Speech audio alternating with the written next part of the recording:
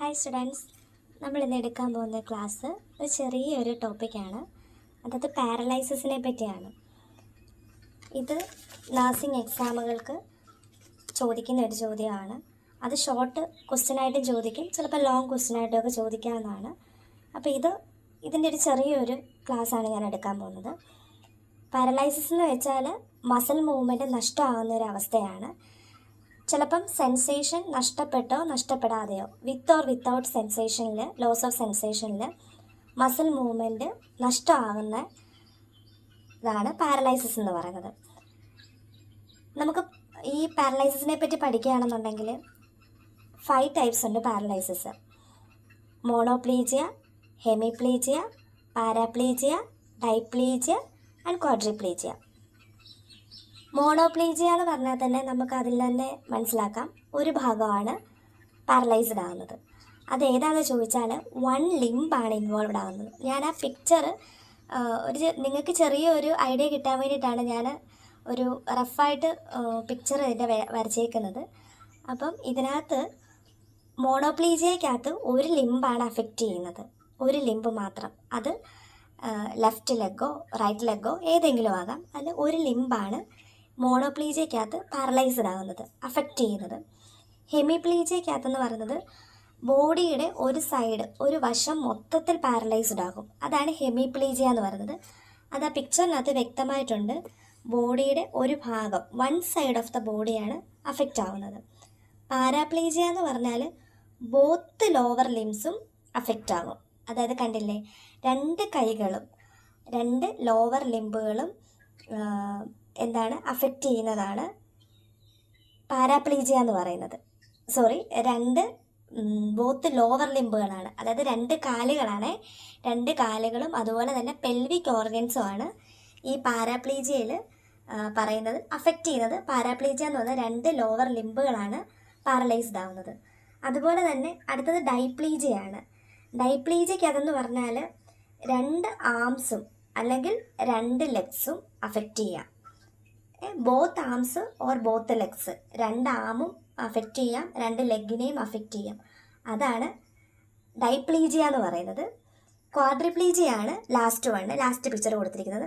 അത് 4 ലിംസും അഫക്റ്റ് ചെയ്യും. 2 കൈയും 2 കാലും 4 ലിംസും അഫക്റ്റ് ചെയ്യുന്നതാണ് ക്വാഡ്രിപ്ലീജിയ എന്ന് പറയുന്നത്. ഞാൻ ഒന്നുകൂടെ പറയാം.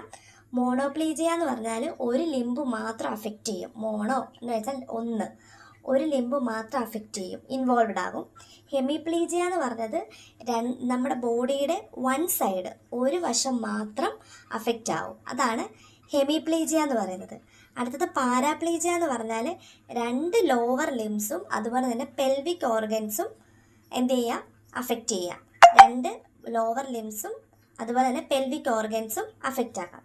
അടുത്തത് ഡൈപ്ലീജിയ എന്ന് പറയുന്നത് 2 ആംസും 2 ലെഗ്സും, അതായത് ബോത്ത് ആംസ് ആൻഡ് ബോത്ത് ലെഗ്സും അഫക്റ്റ് ആകാം. അതാണ് ഡൈപ്ലീജിയ. ക്വാഡ്രിപ്ലീജിയ എന്ന് പറഞ്ഞാൽ ഓൾ 4 ലിംസ്, 4 ലിംസിനെയും അഫക്റ്റ് ചെയ്യുന്നതാണ് ഈ ക്വാഡ്രിപ്ലീജിയ എന്ന് പറയുന്നത്. അപ്പം ഞാൻ ഓൾറെഡി പറഞ്ഞു, ഇതെന്ന് പറയുന്നത് നമ്മുടെ മസിലിൻ്റെ മൂവ്മെൻറ്റ് ലോസ് ആകും. Loss of muscle movement with or without loss of sensation നഷ്ടപ്പെട്ടോ നഷ്ടപ്പെടാതെയോ നമ്മുടെ മസിൽ മൂവ്മെൻറ്റ് നഷ്ടമാകുന്നതിനെ പറയുന്ന പേരാണ് paralysis. Paralysis is the loss of muscle movement with or without loss of sensation. ഇത് ബോഡിയുടെ ഒരു ഭാഗമോ അതിൽ കൂടുതൽ പാർട്ടുകളോ അഫക്റ്റ് ചെയ്യാം.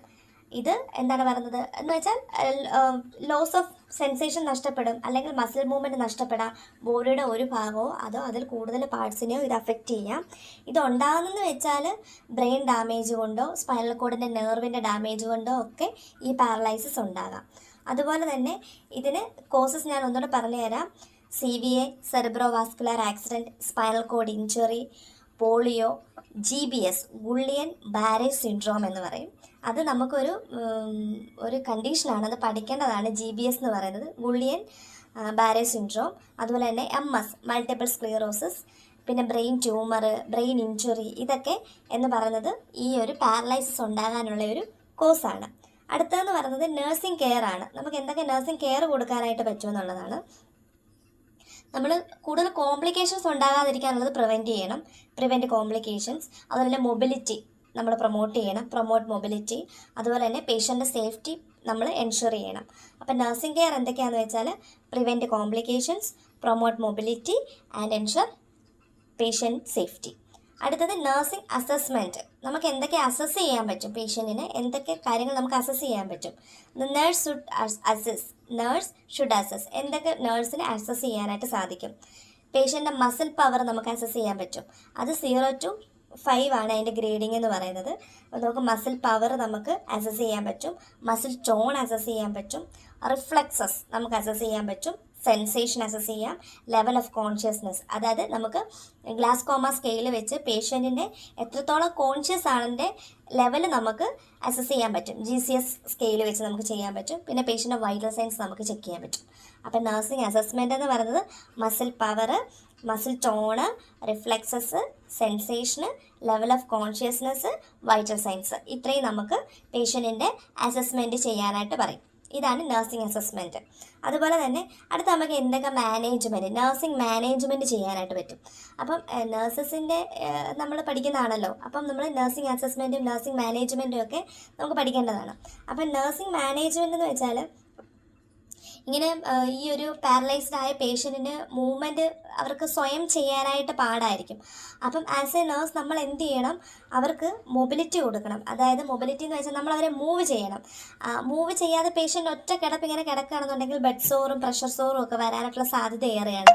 എന്ന് വെച്ചാൽ പ്രഷർ സോർ എന്താണെന്ന് വെച്ചാൽ നമ്മൾ കുറേ നേരം കിടന്ന് കഴിയുമ്പം കുറേ ഇങ്ങനെ മൂവ്മെൻറ്റ് ഇല്ലാതെ കിടക്കുമ്പോൾ ഈ പുറകിൽ ഇങ്ങനെ ബെഡ് സോറുകൾ ഉണ്ടാകും. ബെഡുമായിട്ട് കോൺടാക്ട് ചെയ്ത് ചെറിയ മുറിവുകൾ പോലെ വരുന്നതാണ് പ്രഷർ സോർ അല്ലെ ബെഡ് സോർ എന്ന് പറയുന്നത്. അപ്പം നമ്മൾ എന്ത് ചെയ്യണം, ആസ് എ നഴ്സസ് നമ്മൾ ഓരോ 2 മണിക്കൂർ കൂടുമ്പോഴും പേഷ്യൻറ്റിനെ നമ്മൾ മൊബിലൈസ് ചെയ്യണം. എന്ന് വെച്ചാൽ നമ്മൾ ടേൺ ചെയ്യണം, തിരിച്ചും ഒക്കെ നമ്മൾ തിരിച്ചും മറിച്ചുമൊക്കെ നമ്മൾ പേഷ്യൻറ്റിനെ കിടത്തണം. അത് പ്രഷർ സോർ നമ്മൾ പ്രിവെൻറ്റ് ചെയ്യാൻ വേണ്ടിയിട്ടാണ്. അത് ഓരോ എവരി 2 അവേഴ്സിനും നമ്മളത് ചെയ്യണം കേട്ടോ. അതുപോലെ തന്നെ നമ്മൾ പേഷ്യൻറ്റിനെ കൊണ്ട് ROM എക്സസൈസ് ചെയ്യണം. അത് ആക്റ്റീവും പാസീവും ചെയ്യാം. പേഷ്യൻറ്റിൻ്റെ കണ്ടീഷൻ അനുസരിച്ച് നമ്മൾ ROM എക്സസൈസ് ചെയ്യിപ്പിക്കണം. ROM എക്സസൈസ് എന്ന് വെച്ചാൽ റേഞ്ച് ഓഫ് മോഷൻ എക്സസൈസ്. അത് നമ്മൾ ഡീറ്റെയിൽ ആയിട്ട് പഠിക്കേണ്ട ഒരു ടോപ്പിക്കാണ്. അപ്പം ROM എക്സസൈസ് നമ്മൾ എന്ത് ചെയ്യണം, പേഷ്യൻറ്റിന് ചെയ്യിപ്പിക്കണം. അതുപോലെ തന്നെ പേഷ്യൻറ്റിന് ബ്ലാഡറും ബവൽ കെയറും നമ്മൾ കൊടുക്കണം. അത് നിർബന്ധമായിട്ടും ഇപ്പോൾ ബെഡ് റിഡൻ ആയിട്ടുള്ള സെമി ആയിട്ട് കിടക്കുന്ന പേഷ്യൻറ്റോ അല്ലെങ്കിൽ കംപ്ലീറ്റ് ബെഡ് റിഡൻ ആയിട്ടുള്ള പേഷ്യൻറ്റോ നമ്മൾ നിർബന്ധമായിട്ടും ബവൽ ആൻഡ് ബ്ലാഡർ കെയർ കൊടുക്കണം. ഇവിടെയും അതുപോലെ തന്നെ ബവലും ബ്ലാഡർ കെയറും നമ്മൾ കൊടുക്കണം. പിന്നെ അതുപോലെ തന്നെ നമ്മൾ ചെസ്റ്റ് ഫിസിയോതെറാപ്പിയും കൊടുക്കണം. എന്തിനാണെന്ന് വെച്ചാൽ ന്യൂമോണിയ ഉണ്ടാകാനുള്ള സാധ്യതയുണ്ട്. അപ്പം ആ ന്യൂമോണിയ പ്രിവെൻറ്റ് ചെയ്യാൻ വേണ്ടിയിട്ട് നമ്മൾ എന്ത് ചെയ്യണം, give chest physiotherapy to prevent pneumonia. അതുപോലെ തന്നെ നമ്മൾ ഗുഡ് ന്യൂട്രീഷനും ഹൈഡ്രേഷനും പേഷ്യൻറ്റിന് എപ്പോഴും നമ്മൾ എൻഷുർ ചെയ്യണം. കാരണം ഡീഹൈഡ്രേറ്റഡ് ആയി പോകാതിരിക്കാൻ വേണ്ടി ഹൈഡ്രേഷനും ഗുഡ് ന്യൂട്രീഷനും നമ്മൾ എൻഷുർ ചെയ്യണം. അതുപോലെ തന്നെ നമ്മൾ അവർക്ക് മൊബിലിറ്റി ആക്കാൻ വേണ്ടിയിട്ട്, അതായത് പേഷ്യൻറ്റിനെ മൂവ് ചെയ്യിപ്പിക്കാൻ വേണ്ടി മൊബിലിറ്റി എയ്ഡ്സുകളുണ്ട്. അതായത് വാക്കർ, വീൽ ചെയർ, കാലിബേഴ്സ്, അതുപോലെ തന്നെ സ്പ്ലിൻസ്, ഇതൊക്കെ യൂസ് ചെയ്ത് എന്ത് ചെയ്യാം, നമുക്ക് പേഷ്യൻറ്റിനെ മൂവ് ചെയ്യിപ്പിക്കാൻ പറ്റും. പേഷ്യൻറ്റ് നമ്മൾ മൊബിലിറ്റി എയ്ഡ്സ് കൊടുത്ത് അതിൻ്റെ സഹായത്തോടെ നമ്മൾ പേഷ്യൻറ്റിനെ എന്ത് ചെയ്യണം, മൂവ് ചെയ്യിപ്പിക്കണം. അപ്പോൾ ഇത്രയാണ് നഴ്സിംഗ് മാനേജ്മെൻറ്റിൽ വരുന്നത്. എന്തൊക്കെയാണെന്ന് ചോദിച്ചാൽ നമ്മൾ അവർക്ക് ബെഡ് സോറും അല്ലെങ്കിൽ പ്രഷർ സോർ ഉണ്ടാകാതിരിക്കാൻ വേണ്ടി പേഷ്യൻറ്റിനെ ഓരോ 2 മണിക്കൂർ നമ്മൾ എന്ത് ചെയ്യണം, നമ്മൾ അവരെ ടേൺ ചെയ്യിപ്പിച്ചുകൊണ്ടിരിക്കണം. അതുപോലെ തന്നെ അവർക്ക് പാസീവായിട്ടും ആക്റ്റീവായിട്ടുള്ള range of motion ROM exercise നമ്മൾ ചെയ്യിപ്പിക്കണം. അതുപോലെ തന്നെ provide bladder and bowel care നമ്മൾ കൊടുക്കണം. അതുപോലെ തന്നെ ന്യൂമോണിയ പ്രിവെൻറ്റ് ചെയ്യാൻ വേണ്ടി ചെസ്റ്റ് ഫിസിയോതെറാപ്പി നമ്മൾ ചെയ്യണം. അതുപോലെ തന്നെ ഗുഡ് ന്യൂട്രീഷനും ഹൈഡ്രേഷനും നമ്മൾ എപ്പോഴും എൻഷുർ ചെയ്യണം പേഷ്യൻറ്റിൻ്റെ കാര്യത്തിൽ. അതിന് mobility എയ്ഡ്സായ Walker, wheel chair, കാലിബേഴ്സ്, splines ഒക്കെ കൊടുത്ത് നമ്മൾ പേഷ്യൻറ്റിനെ മൊബിലൈസ് ചെയ്യണം. ഇത്രയാണ് ഈ ഒരു പാരലൈസിസിലെ ടൈപ്സ് ഓഫ് പാരലൈസിലും അതിലെ നഴ്സിംഗ് അസസ്മെൻറ്റും നഴ്സിംഗ് മാനേജ്മെൻറ്റും നഴ്സിംഗ് കെയറിനെ പറ്റി ഞാൻ പറഞ്ഞത്. ഇത് ഷോർട്ടായിട്ടുള്ളൊരു ക്ലാസ്സാണ്. നമുക്ക് ലോങ് എസ്സേക്കൊക്കെ ഇത് ഞാൻ നിങ്ങൾക്ക് ഒരു ഐഡിയ ആയിട്ട് തരുന്നതേ ഉള്ളൂ. ഇതിന് ലോങ് വീഡിയോ വേണമെങ്കിൽ കമൻറ്റ് ചെയ്താൽ മതി. ഞാനത് നിങ്ങൾക്ക് നോട്ട്സ് ഉൾപ്പെടെ ഞാനത് വീഡിയോ ചെയ്തു തരാം. അപ്പോൾ ഇത്രയാണ് സംഭവം. ഈ ഒരു എന്തൊക്കെയാണ് പാരലൈസിസ് എന്നുള്ളത്. മോണോപ്ലേജിയ, ഹെമിപ്ലേജിയ, പാരാപ്ലേജിയ, ഡൈപ്ലേജിയ, ക്വാഡ്രിപ്ലേജിയ, ഇത്രയാണ് പാരലൈസിസിൽ വരുന്നത്. മോണോപ്ലേജിയ ഒരു ലിംബ് ഇൻവോൾവഡ് ആകും, ഹെമിപ്ലേജിയയിൽ one side of the body involved ആകും, പാരാപ്ലേജിയ എന്ന് പറഞ്ഞാൽ ബോത്ത് ലോവർ ലിംബും പെൽവിക് ഓർഗൻസും ഇൻവോൾവഡ് ആകും, ഡൈപ്ലേജിയ എന്ന് പറഞ്ഞാൽ ബോത്ത് ആംസും ബോത്ത് ലെഗ്സും ഇൻവോൾവഡ് ആകും, ക്വാഡ്രിപ്ലേജിയ എന്ന് വെച്ചാൽ ഓൾ 4 ലിംസും അഫക്റ്റ് ആകും. പിന്നെ കോസ് ചെയ്യാൻ പറഞ്ഞു CVA, spinal cord injury, polio, GBS, Guillain Barre syndrome, multiple sclerosis, brain injury, tumour, ഇതൊക്കെയാണ് അതിൻ്റെ കോസസ്. അതുപോലെ തന്നെ nursing care, nursing assessment, nursing management. അപ്പോൾ ഇത്രേനെ പറ്റി ഞാൻ പറഞ്ഞിട്ടുള്ളൂ. ഇത് നിങ്ങൾക്ക് ഒരു ഔട്ട്ലൈൻ എന്താണെന്നുള്ളതിൻ്റെ ഒരു ഔട്ട്ലൈൻ തരാൻ വേണ്ടിയിട്ട് മാത്രമാണ് ഞാൻ എൻ്റെ ക്ലാസ് എടുത്തത്. അപ്പോൾ എല്ലാവർക്കും മനസ്സിലായി എന്ന് ഞാൻ വിശ്വസിക്കുന്നു. എന്തെങ്കിലും ബുദ്ധിമുട്ടുണ്ടെങ്കിൽ നിങ്ങൾക്ക് എന്നോട് ചോദിക്കാം, കമൻറ്റ് വഴി ചോദിക്കാം. പിന്നെ ഇതിൻ്റെ ലോങ് വീഡിയോ ഡീറ്റെയിൽ ആയിട്ടുള്ളത് വേണമെന്നുണ്ടെങ്കിൽ കമൻറ്റ് ചെയ്താൽ മതി. Okay, thank you.